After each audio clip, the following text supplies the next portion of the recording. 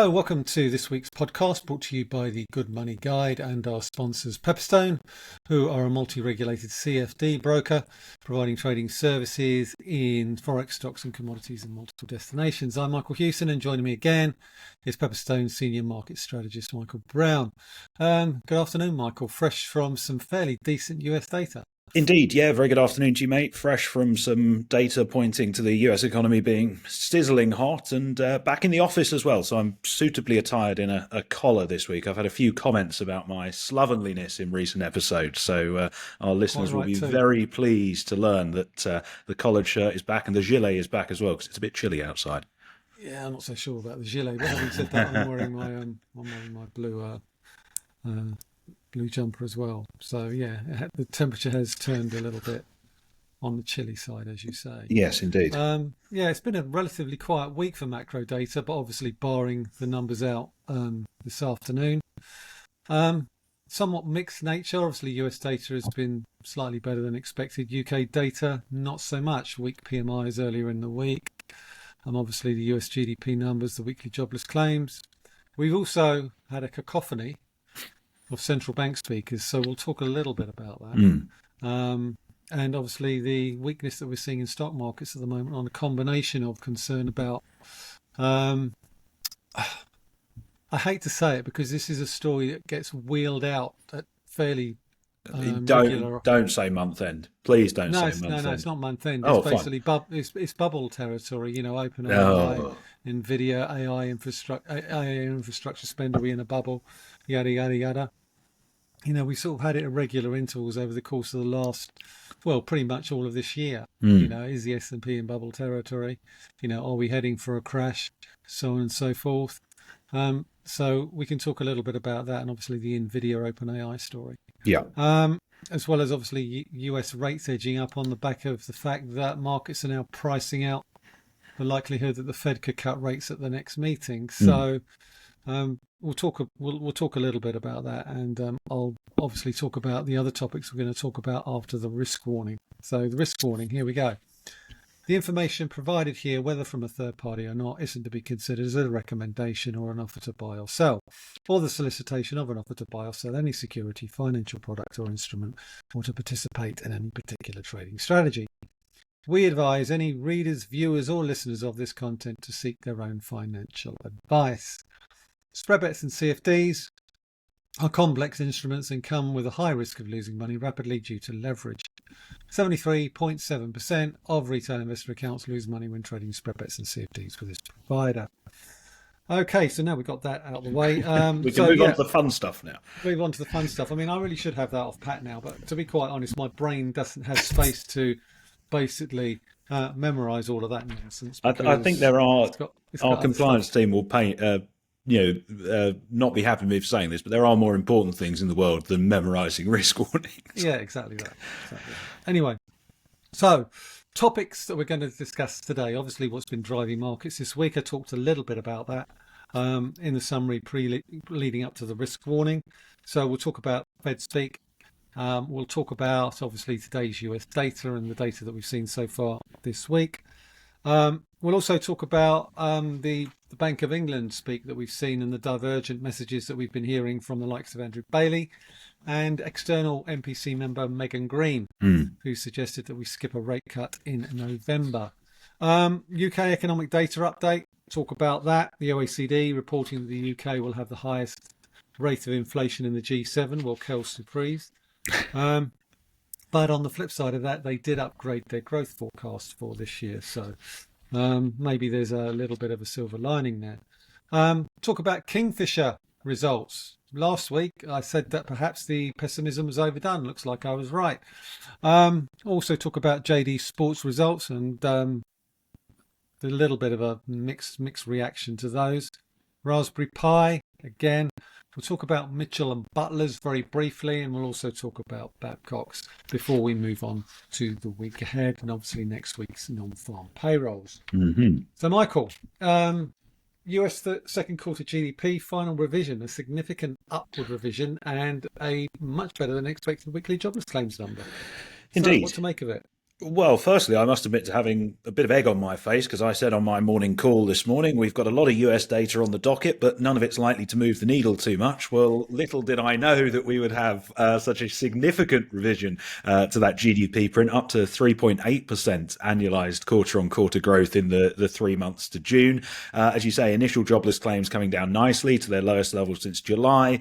It all speaks to what we've been saying for a number of weeks now, which is that the US economy is still robust. It's still resilient. Underlying economic growth is still very, very strong. Yes, the labour market has been losing momentum in recent months. I think that's pretty clear. But it's increasingly looking as if that was a sort of adjustment phase to some of the tariffs and trade policies that were put in place in April and in the months following that, as opposed to any sort of deeper, more structural weaknesses beginning to emerge. And I think really it just helps to reinforce the idea that actually the US economy is still ticking along very, very well indeed. And, equities have taken a bit of a leg lower this week, but I think, frankly, anyone who is selling stocks because the economy is growing at almost 4% quarter on quarter, that's not a narrative I'm going to be buying into, I think. Yeah, I mean, Jay Powell said, I think, at one of the recent Fed meetings that you needed to look at the GDP numbers in the round in a half year, in the context of a half year because of the tariff disruption. So we've seen a 0.5% contraction in the first quarter, and we've seen a 3.8% expansion in the second quarter, which if you then compare it to the quarters that we saw during 2024, it's roughly around the level that the US economy was performing during 2024 in terms of the quarterly performance. Mm. Yeah, exactly. And, on the back of that, obviously better than expected data, we have seen the market, as you alluded to, price out a degree of easing from the Fed by year end. I think we're down to about 37 basis points now when I was looking earlier on. But I would say we're almost pricing out cuts for the right reason. Effectively, the economy is strong enough that it doesn't necessarily warrant the Fed front loading with policy easing, which is actually a good thing. It's not as if we're pricing out cuts because inflation is too sticky. In fact, I think the core PCE number for Q2 came in at about 2%, which we can't complain too much about. So all in all, the US economy continues to perform very well and continues to defy expectations, frankly. Yeah, and we've also heard an awful lot this week from any number of FOMC members, for what we euphemistically call Fed speak.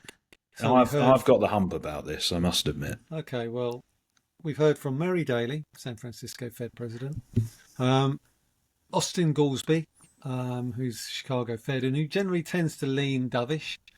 And for me, I think he's an important, what I would call, barometer of how the wider FOMC is probably feeling about the prospect of further rate cuts.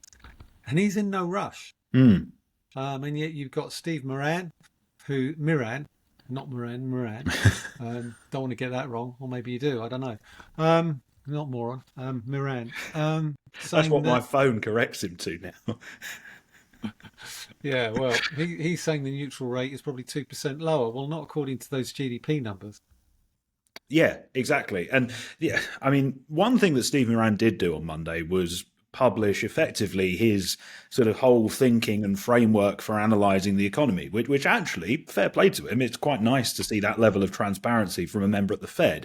The only problem is all of the assumptions he used were complete and utter nonsense, to be completely frank with you. I mean, if arguing that the real neutral interest rate is zero, you add 2% inflation on top of that, I mean, that's just quite frankly fanciful. And saying that policy is way too restrictive right now, well, I don't buy that argument. The Fed funds rate is at 4.25%. The equity market's at all-time high. There's speculation all over the place. The housing market seems to be doing okay.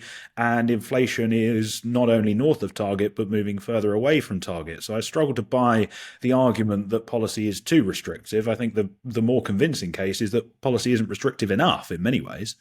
Well, it clearly isn't if the economy is expanding on an annualised basis by 3.8%. And even if you factor out the import-export factors involved, US consumer spending in the second quarter looked fairly strong. And it's likely that it was probably held up reasonably well in Q3 as well, if the retail sales numbers are any guide.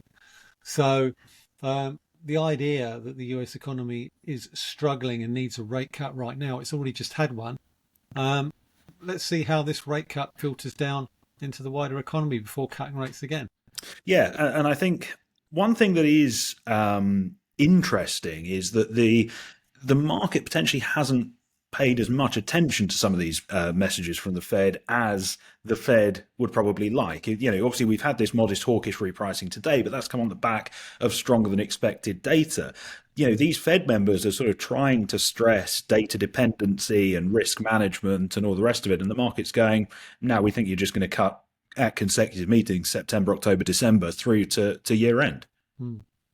Yeah, and Powell has indicated that that's not a done deal, and ultimately they're trying to thread the needle between inflation and unemployment. And one of the takeaways that I took from Q2, and I don't know whether you took it from that at all, is that obviously since June, when we saw contractions or negative job numbers for ADP as well as non-farm payrolls, is that we've seen a modest rebound. It'll be very interesting to see what the August payrolls report tells us next week. Obviously, we'll talk about that later.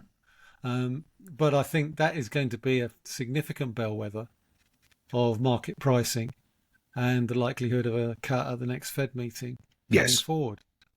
Yeah, I fully agree with you on that one. And I think I would actually go further and say it's not necessarily an important bellwether. I would actually argue it's the only bellwether.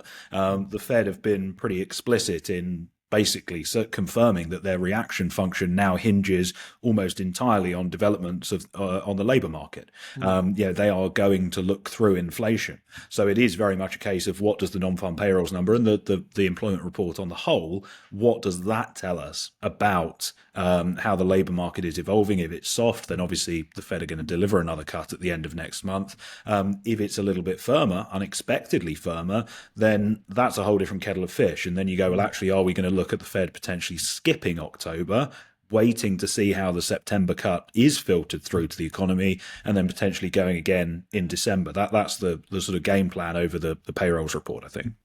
Yeah, I think that's probably the direction I'm leaning as well. Okay. One other thing I would say is that Moran's not alone in calling for a more aggressive approach when it comes to rate cuts. Michelle Bowman, Fed governor, who is another Trump appointee, has suggested that the Fed does need to be slightly more aggressive. Certainly not as aggressive as Moran is suggesting, but certainly I think she's leaning towards a rate cut in October as well. But having said that, given the data that we've seen today, obviously her comments came before that data, her stance might change in the event of a strong payrolls report. Potentially, although she was very dovish. I mean, it's not very rare that you hear a central banker saying, I'm worried we're falling very significantly behind the curve. That is, sort of almost panic stations in the monetary policy world. But it is interesting, as you say, we've got these divergences opening up on the committee now. We've got, of course, we've got Moran and Bowman, who are relatively dovish compared to the sort of median FOMC member. Haven't heard from Waller.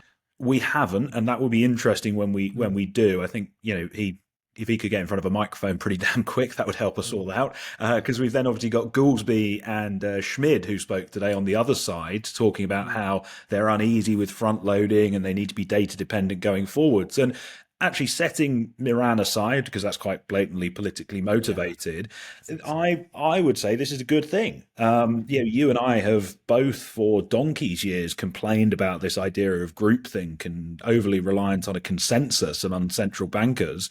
Well, I think it's great that we have clearly an uncertain macroeconomic environment, and we have central bankers who are looking at things through different lenses. And I think that's something that, yes, it does bring with it volatility and uncertainty, but frankly, it probably leads to a much better and more effective policy outcome because all of those different points of view are being debated and discussed.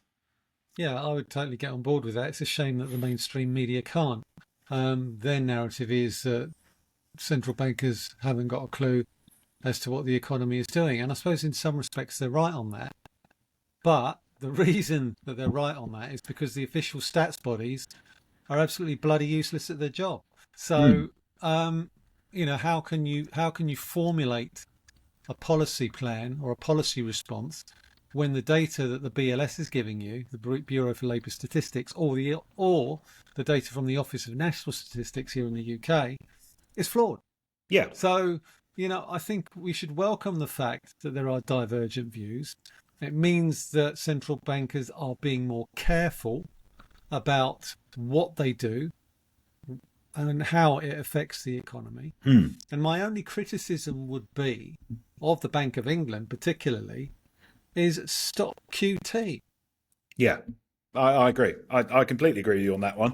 There are a myriad of reasons to bring quantitative tightening, which for those who are unfamiliar is effectively the Bank of England reducing the size of their balance sheet, not only by letting gilt mature and just roll off sort of organically, but also actively selling their holdings into the market. At a loss. At a loss, which is crystallized and then indemnified by the Treasury. And I think the big issue I have with QT is nobody from the bank seems to be able to give any coherent explanation for doing it other than we just want to reduce our balance sheet in case we need to expand it again in a future crisis, which 10 years ago, you could probably buy that argument. I think at this point, we know that QE, without going into monetary mechanics, there isn't really that much of a limit on it. A lot of the stimulative effect from QE comes from the announcement of it itself, as opposed to it actually happening, et cetera, et cetera, et cetera. And of course, I think one other thing that you need to do is look at the balance sheet relative to GDP, not just the number on the balance sheet itself. Because of course, as the economy grows, if you've got a balance sheet of say 700 billion, well, 700 billion as a percentage of GDP 10 years ago is going to be a lot higher than it is now. So I completely agree with you. I think quantitative tightening is long overdue to come to an end. Yeah. Okay. So basically, we've seen further evidence of further splits on the MPC on further rate cut timing. Megan Green, external MPC member, has argued that we should skip November. To be quite honest, I'm struggling to see the case for another cut this year at all. I mean, if you were to push me into a decision, obviously the Bank of England have cut rates at pretty much every meeting that we've had this year. Am I right in thinking that? What was that, sorry? Bar one. I think they've cut rates at every inflation report. Yes, they have. They have, yeah. So that's kind of been the cadence with the BoE. It's been when they publish the monetary policy report, there's a cut, and then there's a pause, and then there's a cut, etc. So the big question is, can they get a consensus for a cut in November when they publish their latest estimates? The problem that they have is in years gone by, those estimates would have come out after the budget. This year, they're coming out before. Yeah, they are. They're in a bit of a bind. They're stuck again between a rock and a hard place, mainly of their own making, but also external factors as well. Of course, the budget on the 26th of November, the bank is the 6th of November, I believe. The other key date for the diary is the 22nd of October, because that's when we get the September inflation data. And the bank, of course, saying that 4% is going to be the peak in September. Well, I can tell you now, if it comes in above 4%, there's absolutely no way they're going to be cutting rates at the November meeting. I think there is a way to get a consensus for a cut if the governor wants to force one through. Dingra and Taylor will vote for a cut anyway because they've been dovish all cycle. You've then got the governor himself, Sarah Breeden, his deputy, and probably bring Dave Ramsden, one of his other deputies, along with him, which gives you a 5-4 majority on the MPC to get a cut through. Are they going to do it with inflation moving in the wrong direction, with the budget on the horizon? And, if there are VAT increases, for example, which is something that's been rumoured, or an expansion of what VAT is levied on, that's going to be inflationary. I'm 50-50 as to whether they cut in November at this point, I think. I think it'd be risky. Okay, so let's move on. Bubble concerns. Do we have to do this? This is a story that gets wheeled out every so often. Every time the S&P looks a little bit frothy, which is pretty much every month. S&P's currently down around about 0.8%, down 3 days. Well, this would be down 3 days in a row. So longest losing streak since in over a month. And the story is Nvidia's $100 billion deal with OpenAI, which has prompted comparisons with the timing of the AOL Time Warner deal, which created a $360 billion behemoth and predated the dot-com crash. Personally, we've talked about this before. return on investment, the amount of money being spent on AI and AI related projects.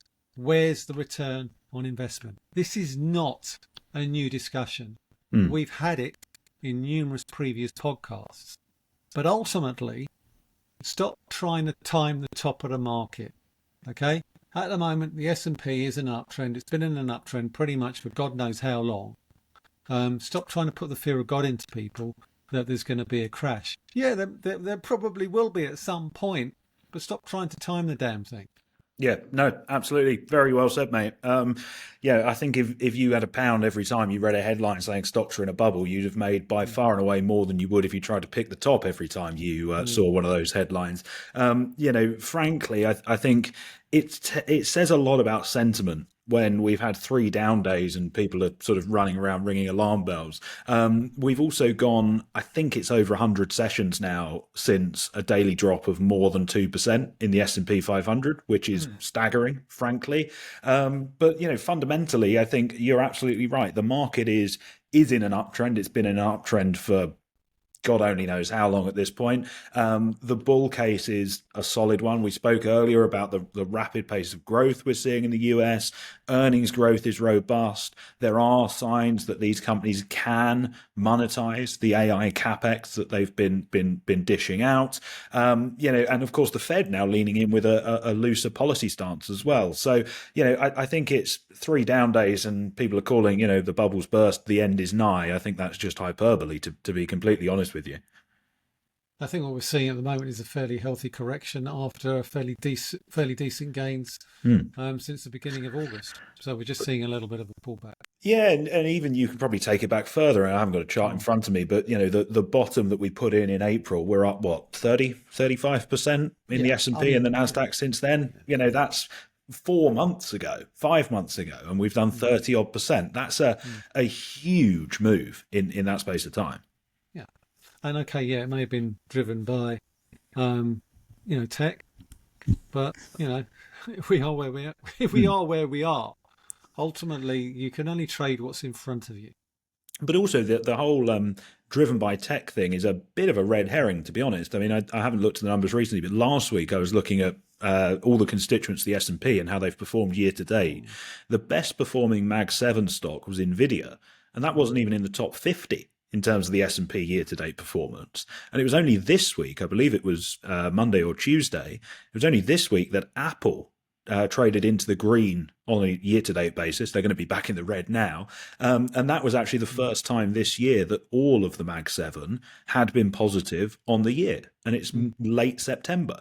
So it's not necessarily been as much of a kind of tech story as people might think it has been, I think. No, I think sometimes the tech story is obviously the one that gets the most clicks. But it certainly may not be the one that's the most relevant. Okay, let's talk about the UK. The OECD. Can we talk about bubbles more? That's more exciting.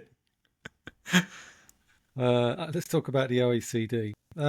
Reported earlier this week, the UK is set for the highest inflation in the G7 this year, but it did upgrade its growth forecast. We also heard from the big bond fund investor PIMCO, which was a bit of a contrarian opinion. Who suggested that UK inflation could slow sharply and get close to 2% by the end of next year, prompting a more aggressive pace of rate cuts from the Bank of England. Now, I doubt that last bit. UK inflation has always been notoriously sticky. When it goes up, and it stays up. I can't remember the last time, apart from obviously September last year, when it was below 2%. Yes.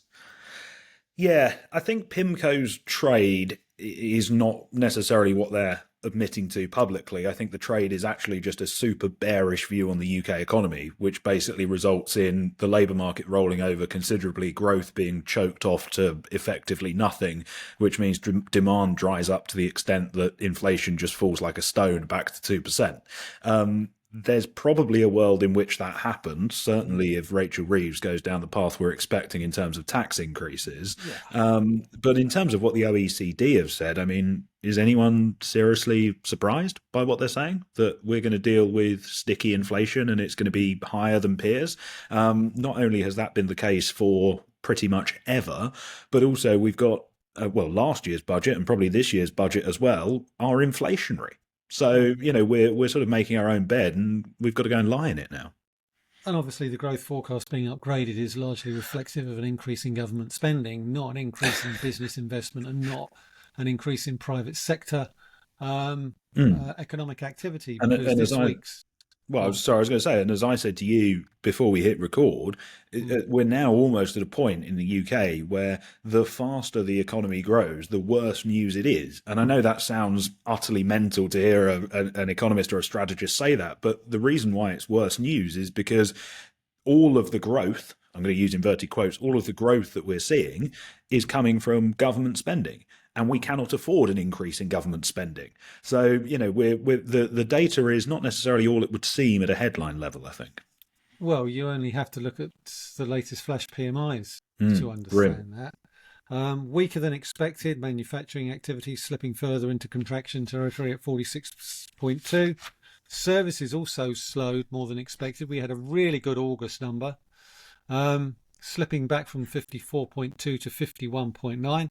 Weakest since May. Yes, it's still growth, but the key takeaways were as follows, and I took these particular lines from the S&P Global PMI report. Subdued demand and pressure on margins contributed to another reduction in private sector employment numbers. In manufacturing, respondents cited weak order books both domestically and internationally. 50,000 job losses being signalled in the 3 months to September is a stat really that should worry the Chancellor a lot. Sadly, it's a signal that will probably get ignored. That bit is mine, not S&P's. Before S&P get on the blower to you. So, and obviously what with this week's news that Jaguar Land Rover production may well not resume until November, it's a really worrying time for the UK manufacturing sector. Now, obviously JLR's problems are self-inflicted. Don't have an awful lot of sympathy for them. And they certainly shouldn't be getting a government bailout. Their shortcomings are going to have a significant impact on their supply chain. Mm-hmm. Yeah, I mean, I can't argue with any of that. The data that we're getting is grim. The labour market might be starting to stabilise. If you look at the ONS data, which, huge pinch of salt, the private sector surveys point to things rolling over even further. And almost every week it's a company, whether it be Jaguar Land Rover, whether it be someone else, who is encountering issues. They're just... I know I'm not exactly Mr. Optimism at the best of times, but there doesn't seem to be much good news out there, to say the least. And we're still 2 months away from the budget. So got 2 months of kite flying and trial balloons left to go, which is only going to increase uncertainty and paralyse the economy even more.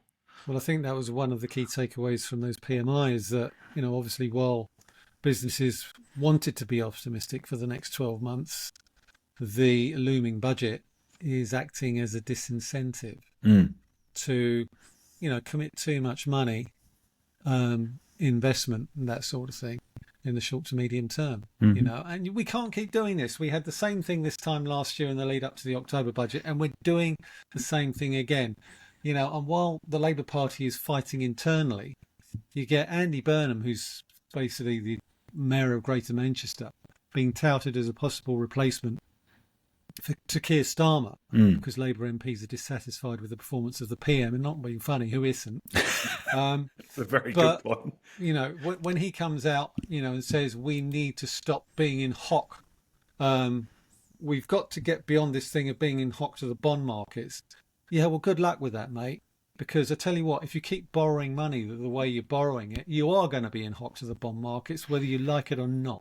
Yeah, well, very, very well said. And of course, what makes that comment, frankly, even more laughable is that Andy Burnham said that in an interview where he was effectively putting out a sort of shadow manifesto of what he would do if he were Prime Minister. And I think someone added it up and it came to about 40 billion quid's worth of spending.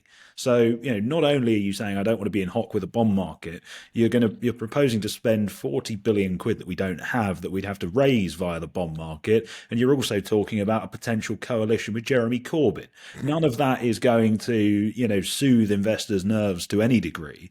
The only way to stop being in hock with the bond market is to cut spending, to bring the deficit under control, to bring the fiscal footing onto a much more sustainable and durable level. And that's going to entail making very, very tough decisions on what the government spends and where it spends it. And frankly, no Labour politician, actually no Conservative politician, no politician of any persuasion in any country seems to want to actually take those tough decisions. So this runaway spending just goes on and on and on.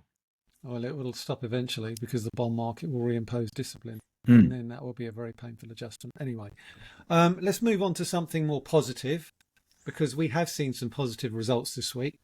Last week, obviously, we talked about Kingfisher and the decline in the share price that we've seen since May, and obviously the downgrade that we saw at the end of August by Deutsche Bank, who suggested that Kingfisher could find it very difficult to meet its profits guidance. And hey-ho, what happens? We get a strong set of numbers from Kingfisher. B&Q owner reported fairly decent sales growth for the first half, 0.8% to £6.8 billion. Pre-adjusted pre-tax profit grew 10.2% to £368 million. And both B&Q and Screwfix performed reasonably well. So, it just goes to show that when you look at the share price movement and something is already priced in, even if Kingfisher had missed its expectations or hadn't posted some decent numbers, there would have been a rebound. But we've seen a 15% rebound in the share price. So good news there. Yeah, very good news, and a really, really strong set of results. And it's sort of that perfect mix of a market that's very downbeat on the stock, and then we have a very stretched positioning, and then the stock comes in and absolutely blows the lights out. I think some of the anecdotal commentary within their earnings release was interesting as well, talking about how they see consumer sentiment rising or at least remaining steady.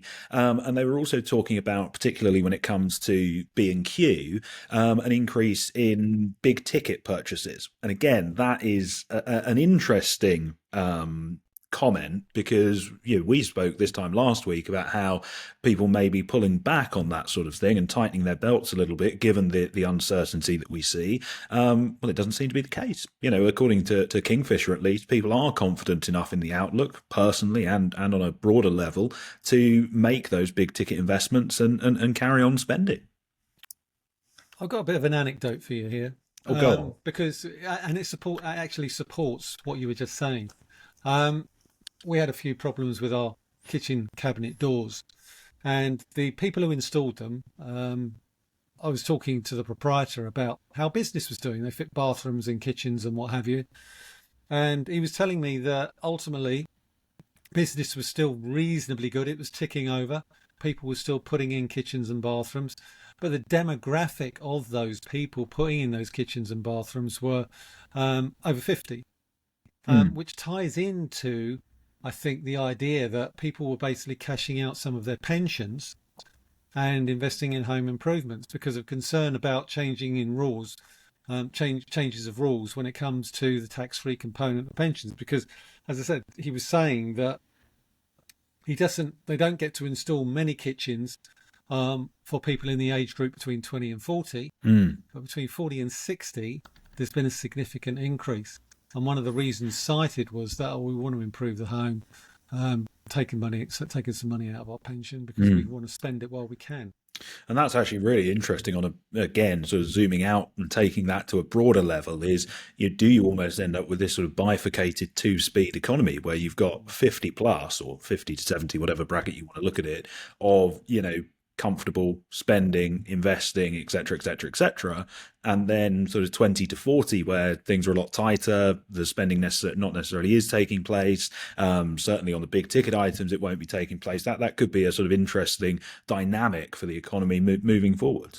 It would certainly be interesting to see the numbers on that, but it also does spark a little bit of worry that people are basically taking money out of their pensions that perhaps they shouldn't be. Yeah, I mean, in the longer run, that is a concern. I mean, I think that's a topic for a whole podcast of its own. But is there an incentive? Or some people may think there's an incentive to take money out of their pension now before potential tax changes mean that can't be done in the future potentially. Yeah. They also upgraded their guidance for the full year. Well, they upgraded it to the upper end of the same range. So the forecast for adjusted profit before tax, the upper end of 480 million to 540 million.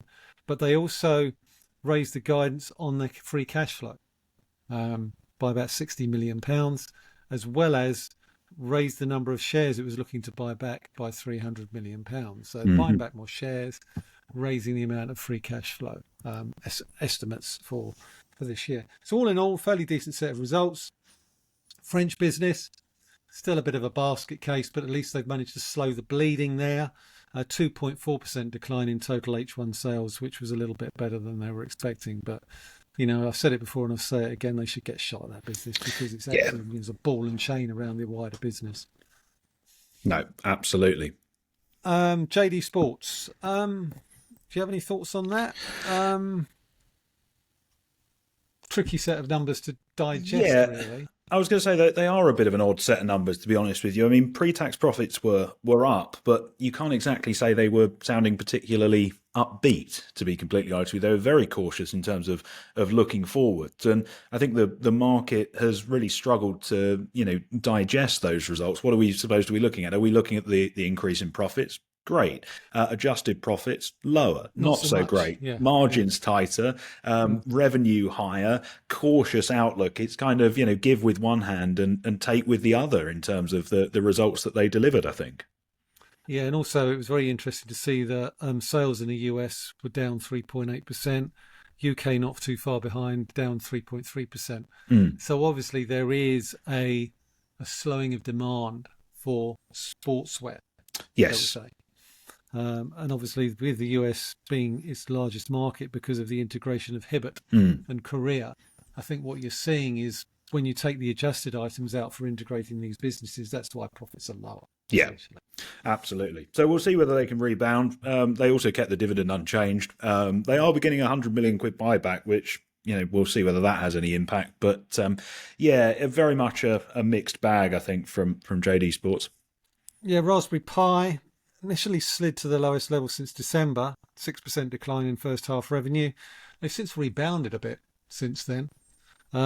Maybe because I think there's optimism that upcoming new products might actually boost sales, but that they've been quite choppy in the past day or so, 375 to 440, which is quite a chunky move when you consider that for most of the last few weeks they haven't really traded in that much of a range. Yeah, I was going to say. But yeah, I think there's optimism about its new product, the Raspberry Pi 500 Plus. Maybe that's helped drive the rebound. But the shares did drop to their lowest levels in about 10 months before rebounding. Yeah, I think that's another one where everyone was so pessimistic that almost it can only go one way. You would like to think so, obviously. Nothing's guaranteed before anyone. It's not investment advice. Yeah, exactly. Past performance not a reliable indicator. Blah blah blah. Yeah. Right. Let's look at the pub scene. Right. Let's go. Come on. It's 3:00. Let's go. Okay. Mitchells and Butlers. Now, for those of you who don't know, Mitchells and Butlers owns Toby Carvery and All Bar One, and their shares got absolutely battered this morning or today. They're down around about 7 or 8%. Weakness in London. Well, as anyone who's been into an All Bar One will know, I'm not surprised. £8 a pint. I mean, you're having a laugh. Yeah, exactly. London is obviously a very, very competitive market, and to some degree, you could argue that London is much less price sensitive than the rest of the country. But there is a limit.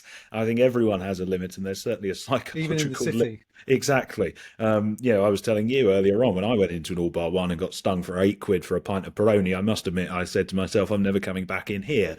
And I think a lot of people are going to have adopted a very similar stance. It's also a case where are people moving away from well, I hesitate to use this word, but is All Bar One a more sort of premium option in that segment, and they're moving towards sort of more budget pubs such as Wetherspoons, for instance? That may be something else that we're seeing in terms of a broader trend. But frankly, I don't think anyone can be especially surprised that their sales are down. They're not really offering anything that nobody else is.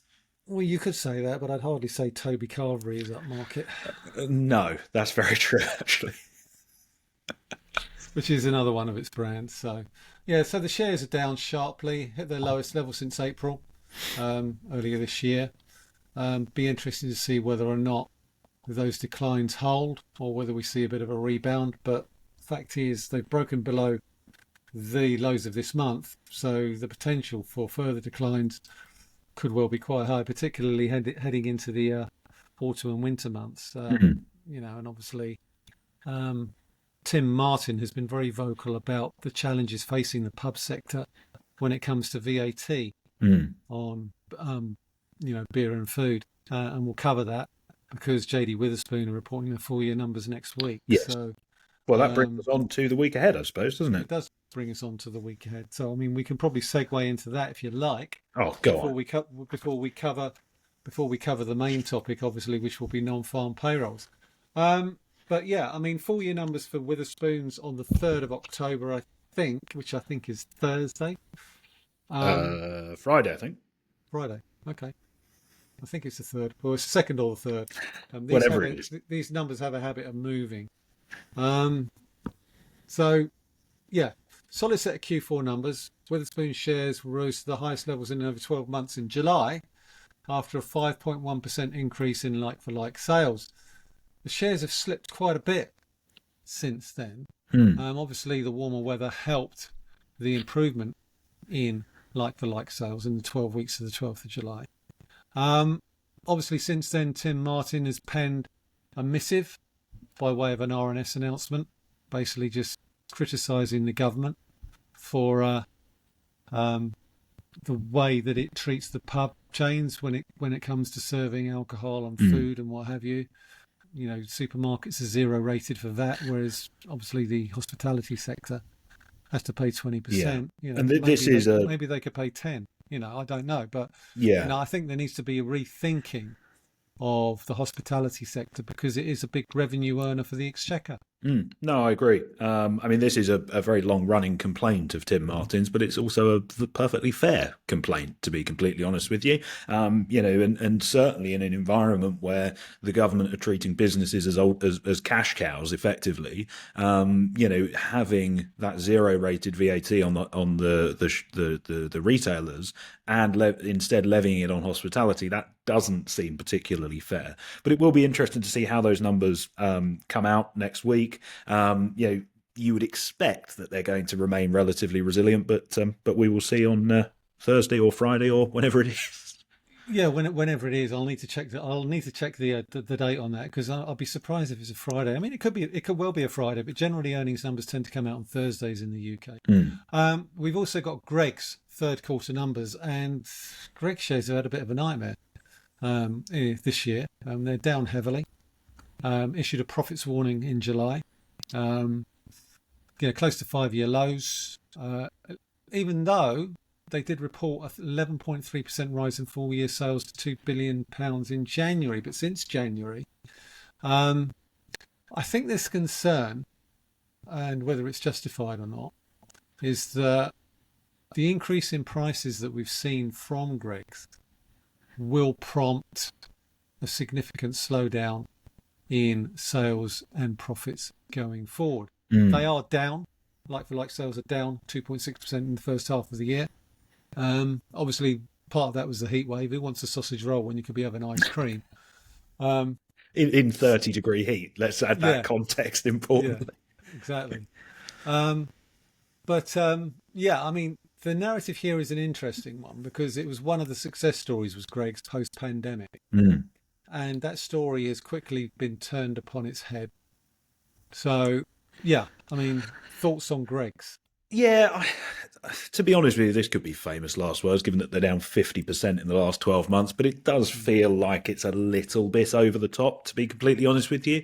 I think that fall in like-for-like sales that you alluded to very much has served to reinforce the bearish narrative, even though it can be very easily explained by the simple fact that nobody wants pasties in a heat wave. We all know that. But I think it's now at the point where everyone is bearish, and the company is going to have to produce some numbers that prove us wrong and note and indicate otherwise, because otherwise I think this sort of spiral is just going to continue. So it will be interesting to see whether that like-for-like sales number can rebound. I think that's really the thing to watch is, are those price increases having the negative effect that we think they might do, or is it actually much less of an effect than we may have thought, and some of this recent weakness is overdone?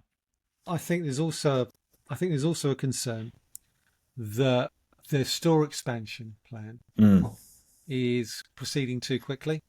We're spending all this money on capex in opening new stores at a time when sales are slowing and the costs are rising. Yeah, and perhaps investors are saying, look, maybe you want to pause a little bit before you commit more capital. Just in case you have to then cut back later.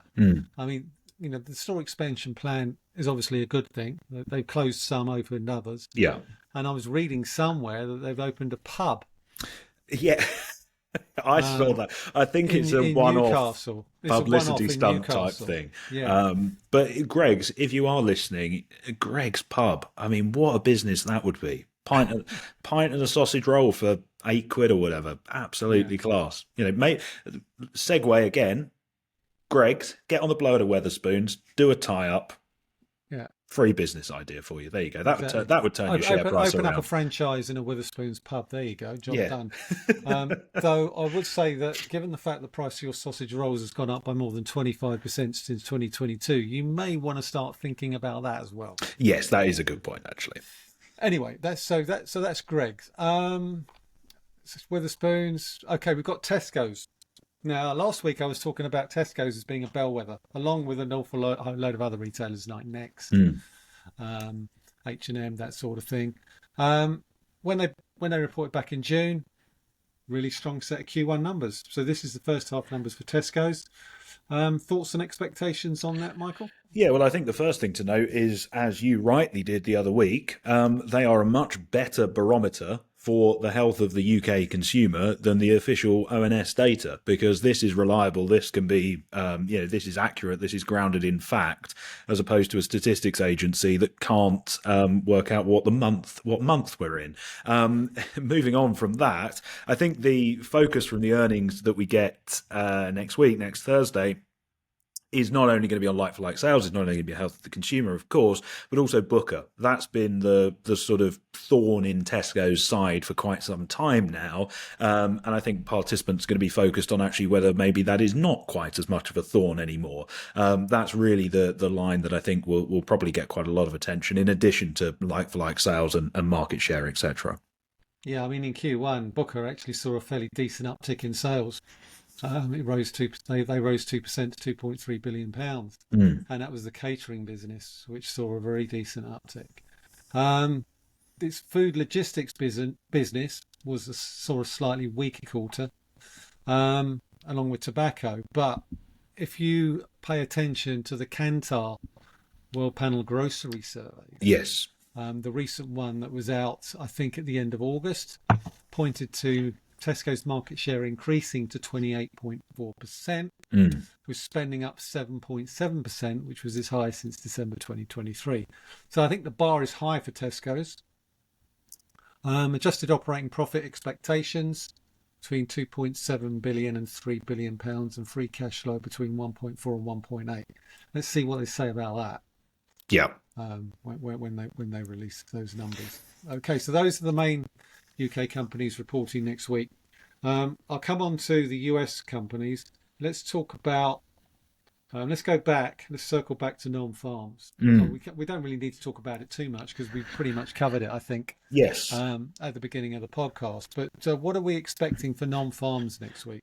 Well, there's no consensus published as of yet, or at least there wasn't when I was preparing for this podcast. There may be at this moment in time. But of course, jobs growth has been very, very weak in recent months. The 3 month moving average of job gains is 20 odd thousand, and we had that negative print in June. Unemployment is at a cycle high 4.3%. I think really what we're going to be looking for is where does the payrolls number come in? But importantly, is it within the break even rate, which is somewhere between 0 and 50,000. And I know that's a horrific spread, but that's what Jay Powell said. So I'm going to take his word for it, not mine. Also, where does unemployment come in? Are we continuing to tick higher? Do we get to another cycle high at 4.4 potentially? Because, of course, the Fed's focus is now firmly and squarely on the labour market and on supporting employment growth. So if we do get a soft report, then we're naturally going to be sort of all in on the idea that the Fed deliver a rate cut at the October meeting, and then potentially in December as well. The other thing I would say is there's a little bit of a question mark as to whether we actually get a jobs report at all. We are potentially on the verge. Really? Well, we are potentially on the verge of a government shutdown in the United States. Funding Right. runs out on the 1st of October, which is next Tuesday, I believe, if I've got my dates correct. Next Wednesday, forgive me. This Wednesday. So if we do enter a government shutdown, there is the potential that the BLS don't actually end up releasing the data. So that could be something just to keep in the back of your mind as we move into next week. Even though they've got the data. Even though they've got the data, will they have Because they actually... must have it. Will they have collated it all in time? Will there be a man there to press the button that says release at 8:30 in the morning Eastern time? There is a little bit of a risk that if the federal government does shut down, some of the releases we would usually get, we don't end up getting. So do just bear that in mind as well. That's interesting. I hadn't heard that. So you learn something new every week. But obviously there is the ADP report as well. Obviously you've got the JOLTS numbers, the job openings. Yeah. Which And show the key that thing, which show vacancies have risen Mm. in the last 3 months. They have, but I think the key thing with the JOLTS number is although vacancies have been rising, the number of unemployed in the United States is now greater than the number of those vacancies. And that is potentially another sign of labour market weakness that some at the Fed, we mentioned him earlier, Governor Christopher Waller in particular, that's something he focuses on very, very closely as a sign or a sort of measure of slack in the labour market. But it is an interesting situation where you've got all these vacancies, but also, so you go, well, hiring should be relatively strong, but then payrolls growth is effectively zero and has been for 3 months. Okay, on that note, then I would suggest that we need to play a new game. Not Where's Wally, but Where's Waller?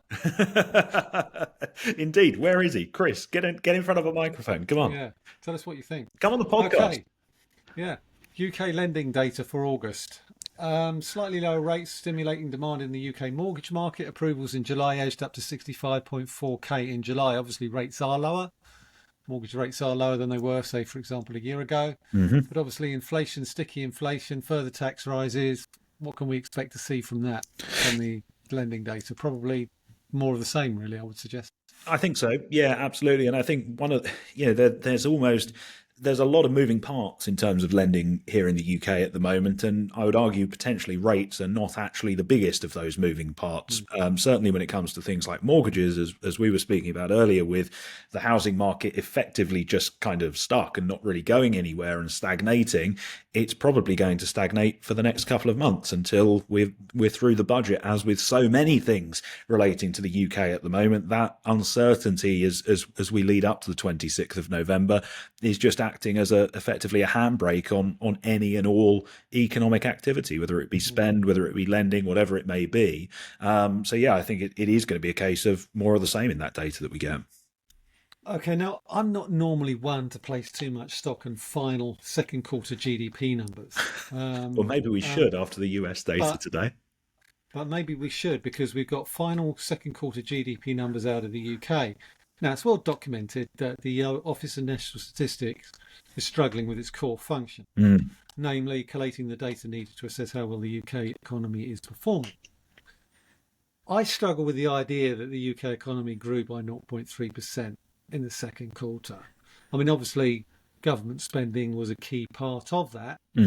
Given the fact that we've seen retail sales during that quarter revised lower by the ONS, I think it's fair to assume that we will see potentially a downward adjustment in those second quarter numbers.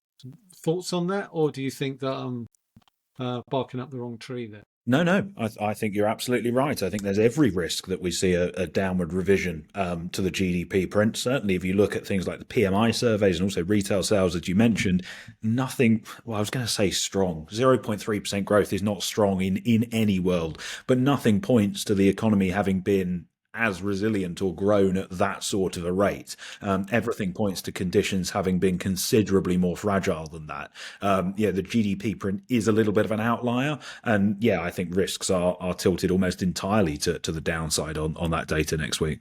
I mean, I think this is one of the things I tend to struggle with a little bit. We look at the ONS data and we sort of see GDP fairly strong at 0.3%. We see retailers like Tesco's, Kingfisher, what have you, and Next posting some fairly decent numbers. And yet the economy is struggling, or is it? The retailers are telling us one thing. Yeah. And the official data is telling us something different. And then you've got the PMI data, which is obviously telling us the economy is weak, and yet the retailers are doing reasonably well, or certain retailers do. It's almost impossible to get a clean read on what's actually happening in the economy. And I think that's almost comes back to where we feel a little bit of pity and a little bit sorry for policymakers, because you are trying to make policy in an economy where we don't really know what's actually going on in that economy. They have a bit of a thankless task at the best of times, but right now it's almost an impossible job, I think. I think what retailers are doing well is they're doing well in the here and now in terms of their business models. For me, it's about how much money are they investing into future growth and future profitability. And I think that's where the separation takes place. Yeah. Businesses aren't investing in new systems, and if they are, they're investing in new systems that actually cut headcount. And that's why they're probably doing better in terms of profitability relative to revenues. Yeah, and I think that's actually a really important point, is that, that signals that businesses do not have a huge degree of confidence in the outlook, because it's all very short-termist, it's all focused on the here and now. Not only does that signal a lack of confidence, does it also potentially leave us in a position in a year, 2 years, 5 years, where the investments that should have been made haven't been made, which then leaves those businesses behind the curve and potentially uncompetitive. Okay, let's finish off with Nike. JD Sports, again, I think it was indicative of the fact that their US sales were down 3.8%. Nike's first quarter numbers, expectations were already low leading into their full year numbers 3 months ago. The shares have rebounded a little bit since then, but given back half of that rebound. Nike admitted that tariffs would cost the business $1 billion over the new fiscal year, but that potentially they have managed to mitigate some of the worst effects. Certainly JD Sports indicated that tariffs weren't the headwind that they thought they were going to be when they reported earlier this week. So will it be a similar story for Nike? Well, you'd certainly expect so. And of course, naturally, around Liberation Day and all of the tariffs being announced in April, the market lurched to pricing in the worst possible case scenario, particularly when one of the countries that was hit with the biggest tariffs was Vietnam. And of course, we know that they've got a huge role to play in Nike's supply chain. You would imagine that things aren't as bad as they perhaps expected, certainly not as bad as the market had expected. But Nike is still on this sort of big turnaround strategy, and I think participants are going to be focused on how that is actually panning out as well as the numbers themselves. Yeah, I mean, we've seen some decent gains from the lows back in April when they were just above $50. They're now around about just below $70. So fairly decent gains of come off the boil a little bit over the last month or so, though. Yeah, they have. They were as high as $80. They're now just below 70. So I think these Q1 numbers are going to be very important in the context of where the business goes to next. They say they expect to see a 7% decline in sales, with gross margins expected to fall between 3.5 and 4.25 percentage points. Indeed. So that's what the expectation is for Nike. Okay, so that's pretty much it for this week, ladies and gentlemen. Once again, thanks very much for listening. I know Michael's got to head off to a meeting now. Oh, the joys of working full time, mate. It's a bind. It's a bind, isn't it? Anyway, speak to you all same time, same place next week. And thanks for listening. Bye for now.